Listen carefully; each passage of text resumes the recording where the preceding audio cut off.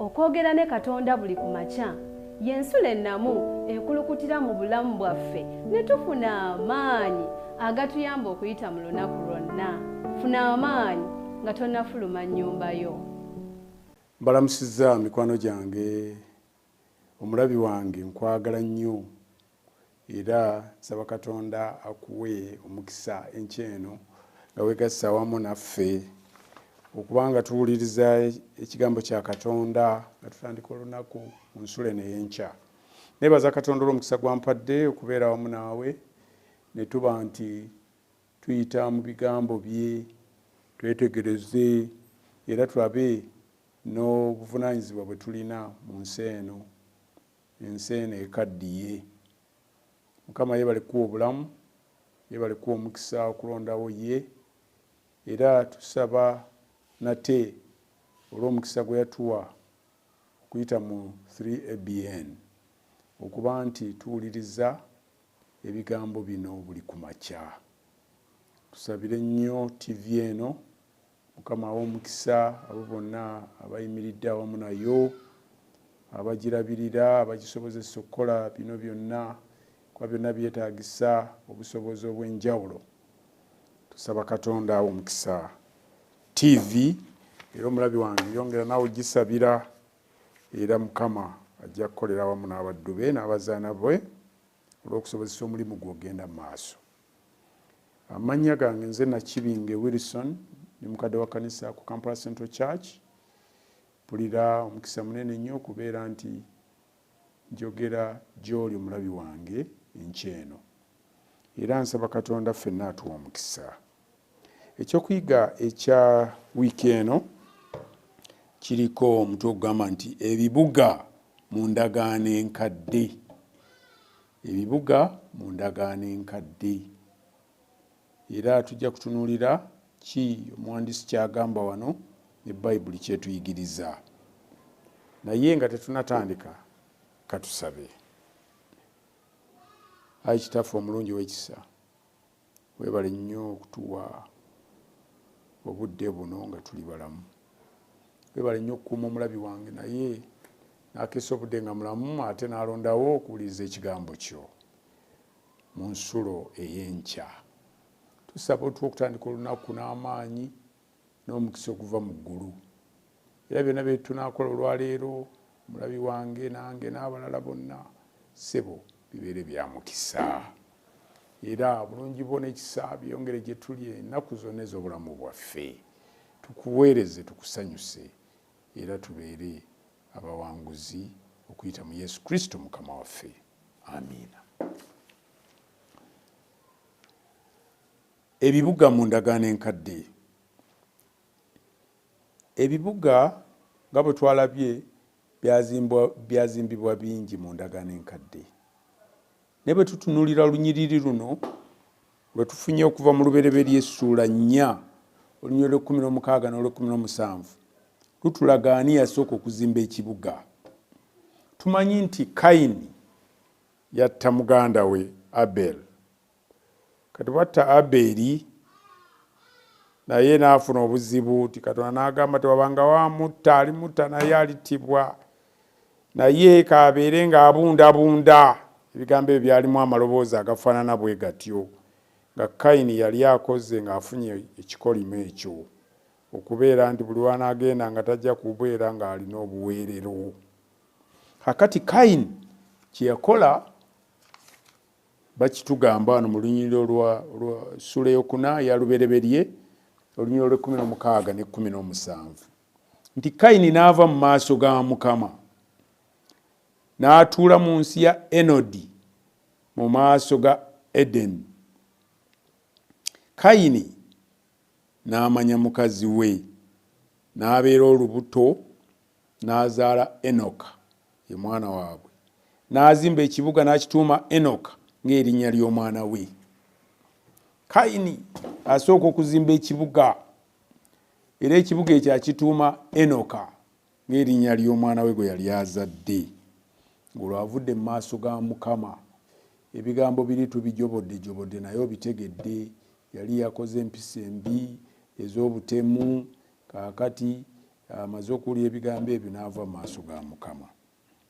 Ekigambo ekibuga kirabika emirundi 1092 mu ndagaano enkadde, n'olwekyo mulamwa munene ogw'ebiseera ebyo okusinga ebibuga mu ndagaano enkadde byazimbibwanga lwa kwekuuma era bye byabanga entabiro y'amaanyi ag'ekijaasi. Olw'okubanga byazimbibwangako bbugwe, ebibuga byabanga bitono ddala okusinga ku bye tulina leero. Bwe bazimbanga ekibuga nga bakikuba mu kifo nga bakiteekawo nga bassaako bbugwe. Lwaki? Kubanga batugambye nti ebibuga ebyo byazimbibwanga lwa kwekuuma. Eri wabeerangawo obwakabaka, nga wabeerawo bakabaka ab'enjawulo mu bitundu byonna eby'omuliraano. Naye nga bakabaka si bakunyumya bunyumya, nga bakabaka ba ntalo, nga baagala buli kaseera okulumba, okuzinda. Kaakati bwe baakubanga ekibuga kino nga kinene ne bakikuba wano nga balaba nti kiteekwa okubaako bbugwe. Bbugwe kye kisenge ekigumu ekiba kyetoolodde ekibuga. Ennaku zino tulaba bbugwe omutonotono nti bantu okwerinda baakusussaawo ne bakuteeka ate ku buli nnyumba. Alina obusobozi ateeka ekisenge ku maka ge ne yeewala abantu okujja okutuuka ku ddirisa lye oba ku luggi lwe oba okutwala ebibye ebiba biri ebweru awo ng'eppipa, nga ebidomola, ng'ebintu by'abalese ebweru. Kakati omuntu agezaako okuteekawo bbugwe nti abantu bano abanguwa okulondalonda n'okunyaganyaga n'okumukola obubi tebasobola kutuuka mangu ku nnyumba oba ku luggi lwe. N'olwekyo ebibuga bino tebyasobolanga kuba binene kubanga otosobola kuzimba bbugwe ng'ekibuga kirina square miles nnyingi. Naye bbugwe baamuzimbangako ng'ekibuga kirina kitonotono. Bwe tutyo bwe tutegedde. Olw'okubanga byazimbibwangako bbugwe, ebibuga byabanga bitono okusinga bye tulaba leero. Mu lubereberye Essula 4 olunyiriri 16 n'olw'17 tugambibwa nti Kayini eyali omutemu eyasooka era ye yazimba ekibuga ekyasooka. Ekibuga ekyo kye kyakomya Kayini okubundabunda ne kimuwa obukuumi eri abo abandibadde bamunoonya okumusindiikiriza okweyongerayo.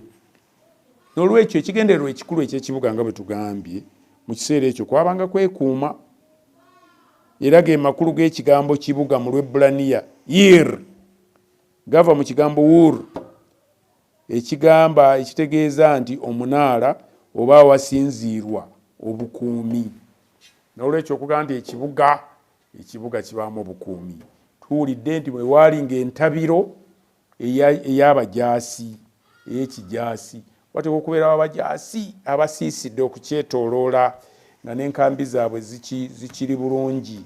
Tibwabeerawo akamenya konna beppa ng'abasirikale bano bagenda mu kikolwa nga balaba nti bataasa ekibuga oba obukulembeze bwakyo. N'olwekyo bwe tutunuulira ebibuga, ekyo kye kyali ekigendererwa ekikulu. Naye ekibuga ekyasookera ddala mu Bayibuli byabanga byakwekuumiramu era bannabyafaayo ab'ebitundu eby'ebuvanjuba mu nsi y'Abawalabu bakkiriziganya wamu nti ebibuga byagunjibwawo lwa kuwa bukuumi. Kale omulabe bwe yajjanga abalimi bonna era n'abalunzi nga badduka okuyingira mu kibuga. Olwo nga beegattira wamu okwerwanako. Kati nga basinzira mu kibuga nga bomulabe nga bamufulumya naye ng'obugagga bwabwe buli eno mu kibuga kati nga babeera bagumu. Ebibuga ebirala bingi byagenda bizimbibwa oluvannyuma nga Kayini amaze okuzimba ekibuga kino, n'ebibuga ebirala byagenda bizimbibwa. Era obuvumbuzi obw'okuyiikuula mu ttaka butulaga butwongera okutegeera nti ekibuga eky'omu Bayibuli tekyabanga kinene okusinga obubuga obutono obw'ennaku zino. Abantu abalimi bayinzanga okufuluma ekibuga obudde obw'emisana okugenda okwenyigira mu bulimi bwabwe, oluvannyuma ne bakomawo akawungeezi olw'okukuumibwa okukuumibwa. Empisa eno ekyaliwo mu bimu ku bifo ebiri mu masoso g'ensi yaffe eno ne leero. N'olwekyo ebibuga bingi nnyo, ebibuga byabeerangako obukulembeze, byabeerangako obufuzi. Naffe tukyetaaga obukuumi leero eri okulumba kwa Setaani okutali kumu. N'olwekyo naffe nga bwe twalabye amakulu agamu ag'ekibuga nti twalabye nti ekkanisa nayo ebeera ekifo ekiringa ekibuga, kubanga ekkanisa eba ekiddukiro. Twalabye nti ekkanisa ebeera obukuumi, okuuma abakkiriza abayingira mu bisenge byayo.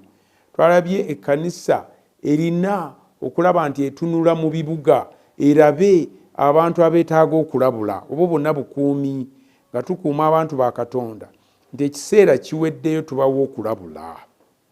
Twalabye nti ekkanisa ebeera ng'ekigo.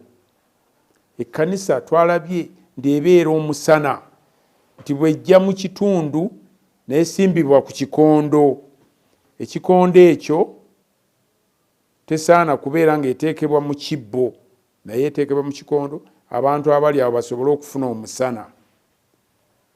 Twalabye nti Kristo bwe yali ayigiriza ku lusozi yatugambye nti kale omusana oguli mu mmwe gwakenga bwe gutyo mu maaso g'abantu, balabe nga ebigambo ebirungi bye mukola bagulumize n'ekitammwe ali mu ggulu. N'agamba nti ekibuga bwe kikubibwa ku lusozi tekiyinzika kukisibwa, tekisobola kukisibwa.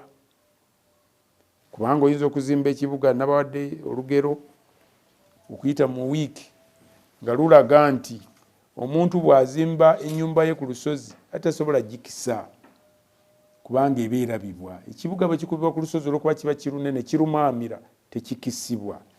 Ekkanisa ya Katonda gwe wennyini ng'oli musana gwa nsi tosaana kukisibwa, kubanga kiba kitegeeza nti okkiriza Kristo ate n'omuvaako. Tewali muntu ayinza kuweereza abaami babiri, wabula oba oli awo aleka omu akyawa omu n'ayagala omulala.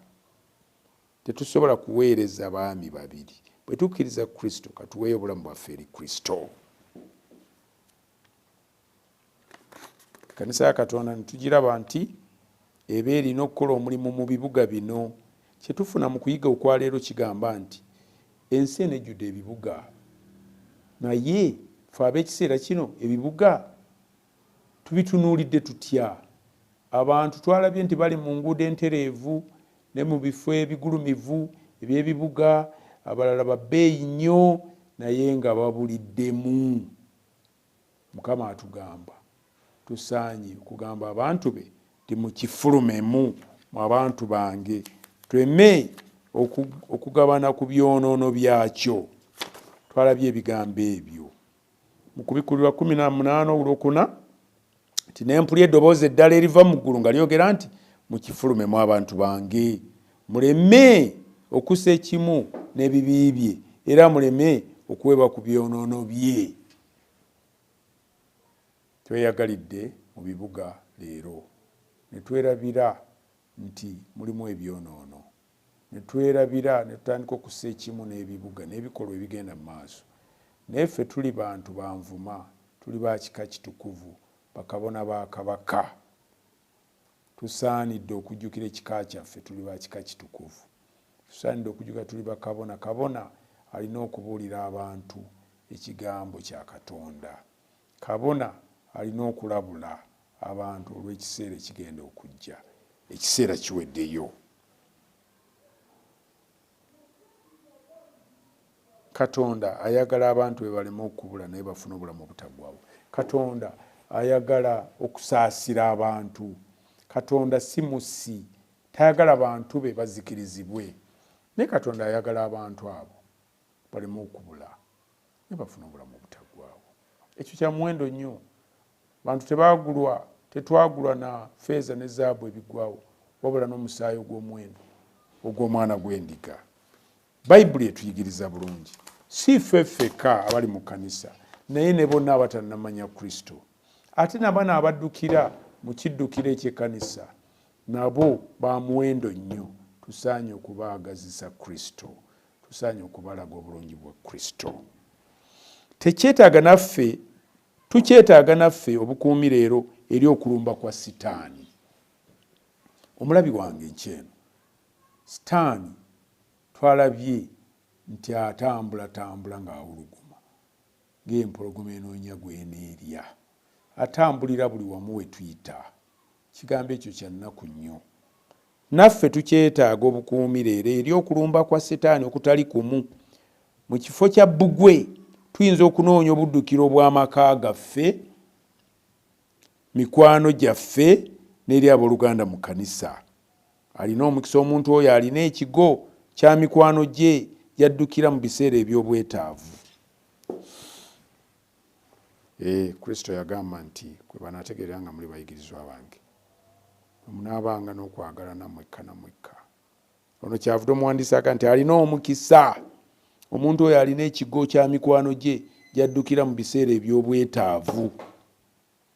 Ekkanisa leero esaanye okubeera ey'ekisa, ng'eraga ekisa kya Kristo. Tusaanye okubeeragana, tusaanye okuyambagana. Bwe tuba nga tutambula mu nsi eno, tusaanye okuwulira nga tuli ddala bantu kisibo kya Kristo. Kayini bwe yazimba ekibuga, bakulaze ekyokulabirako. Kayini yalinamu ekikolimo, naye bwe yazimba ekibuga yaddukirayo n'aweererayo ne kimuwa obukuumi. Akakabonero akalaga nti abantu bwe tubawo omukisa okuddukira mu kkanisa ya Kristo basobola okufunayo obukuumi okuva ku nkwembi ez'omulabe Sitaani. Naye ekireese obuzibu nti ate bwe bajja ne tutabawa kuweera, bagenda okulaba twerumaaluma. Omulabi wange, twetaaga okubeera abaana ba Katonda abajja okulaga abalala ekifaananyi kya Katonda n'obulungi bwe, era ffenna awamu nabo tubeere abawanguzi. Katonda atuwadde omulimu guno ogwandibadde gukolebwa bamalayika, n'atuma ffe leero okugenda okuleeta abantu mu kisibo kye, ate n'abo abazze abaddukiddeyo tubakuume.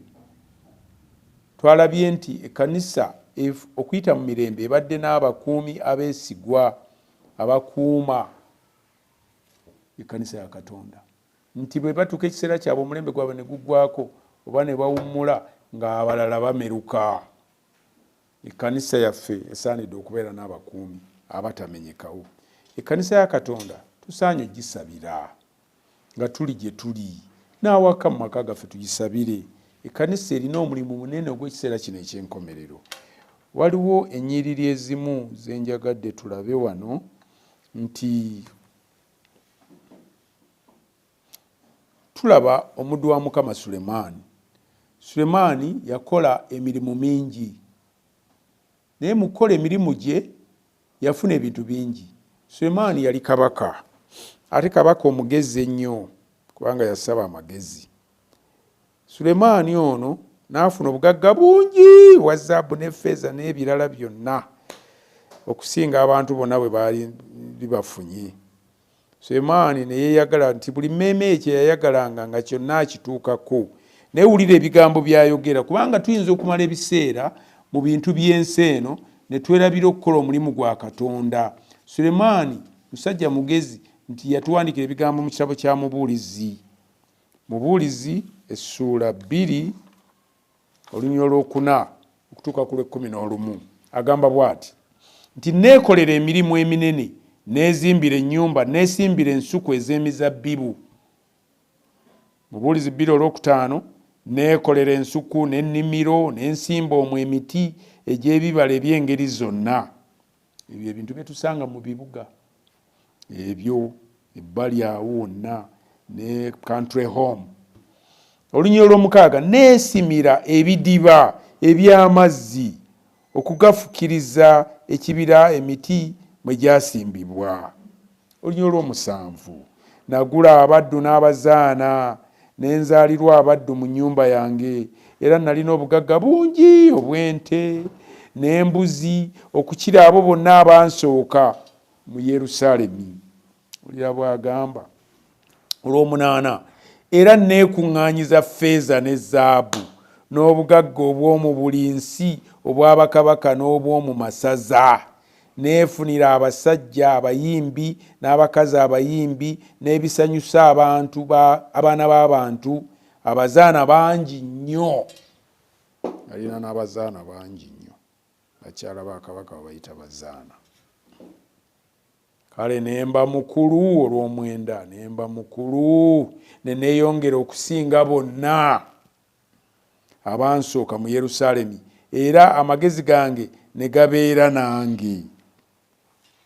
Olw'ekkumi agamba bw'ati, na buli kintu amaaso gange kye geegombanga saakigamma. Saaziyiza mutima gwange obutalaba ssanyu lyonna, kubanga omutima gwange gwasanyuka olw'emirimu gyange gyonna, era guno gwe gwali omugabo gwange ogwava mu mirimu gyange gyonna. Olusembayo. Awo ne ndyoka ntunuulira emirimu gyonna emikono gyange gye gyali gikoze, n'okutegana kwe nategana okukola, era laba byonna butaliimu, nakugoberera mpewo, so nga tewali kintu kigasa wansi w'enjuba.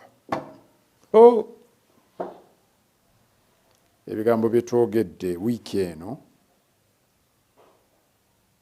omulabi wange obiwulidde.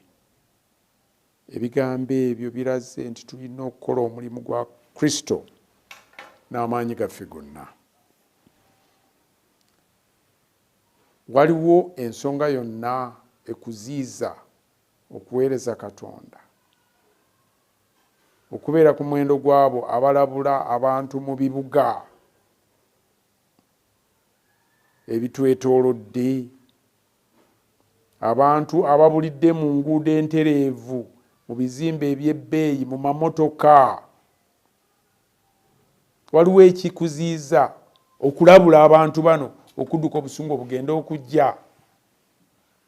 Sulemaani akulazeeko bwe yakola ebintu bino byonna, buli mutima gwe amaaso ge kye geegombanga teyakigammanga, ng'akireeta bwe yayagalanga ekibumba nga basala nte ng'enjogera bweri, ng'ennyama basuula nga yayagala mu kibumba, kuba ebintu weebiri. Naye buli mutima gwe kye gwayagalanga nga kyonna weekiri, kirowooze kyonna ky'oyinza okwagala ye yakirina. Naye amaliriza ng'agamba naye byonna nagenda okulaba bye nakola nga butaliimu, kugoberera mpewo. Mukama atuwa omukisa fe abaliwo leero nti bwe tuba nga tukola ekintu kyonna kyonna tukkirize tuweeyo ekiseera olwa Katonda, tuweeyo ekiseera olw'okuweereza ekkanisa ye. Ekkanisa eriwo olw'okuteekateeka abantu olw'ekiseera ekigenda okujja. Tumanye nti ekiseera kiweddeyo. Bwe tuneemalira ku mirimu n'ebintu byonna butaliimu, Sulemaani talimba, kubanga ojja kutuuka ekiseera nga tebikyakugasa, nga ddala olaba butaliimu. Ssente zeetuumye wali naye zaaki. Kale Mukama atuwa omukisa, tumuweereze. Mulabi wange, Mukama akuwa omukisa era akunyweze mu mulimu gwe ne mu kukkiriza kwo. Tusabe. Ayi Kitaffe omulungi w'ekisa, tweyanziza nnyo olw'ekiseera ky'otuwadde okuwuliriza obubaka bwo. Tusonyiwe mu butali butuukivu bwaffe. Ebigambo byonna tusaba obitereeze bulungi bigende mu mitima gy'abantu bonna abawuliriza nga bisaanidde. Omulabi wange asobole okuwulira ng'aggyeemu ekigambo ky'ajja okukozesa. Katonda waffe, omulimu gwo guggwe. Kristo ajje atwaleyo gy'ali, naffe tubeereeyo. Beera n'omulabi wange olunaku luno nga lutandise, lubeere lwa mukisa, lwa ssanyu. Obulungi bwo bulabisibwe eri abantu bo ku bwa Yesu Kristo Mukama waffe. Amiina. Okwogera ne Katonda buli ku makya y'ensulo ennamu ekulukutira mu bulamu bwaffe ne tufuna amaanyi agatuyamba okuyita mu lunaku lwonna. Funa amaanyi nga tonnafuluma nnyumba yo.